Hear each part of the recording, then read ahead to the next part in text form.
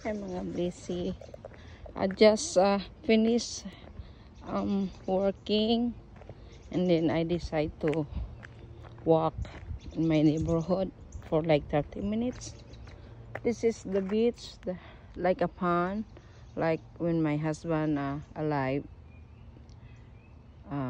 We come here, we do some fishing and everything. In summer, they are very busy here. This is our private pond.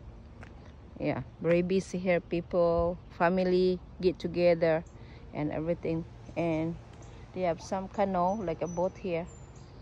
So anyway, mga busy, it's nice to relax, but it's sad. But just I want to say what you go through, fight for it, don't give up, and always call God. Don't make rash decision. God bless. Love you mga blessy. Love, love, love.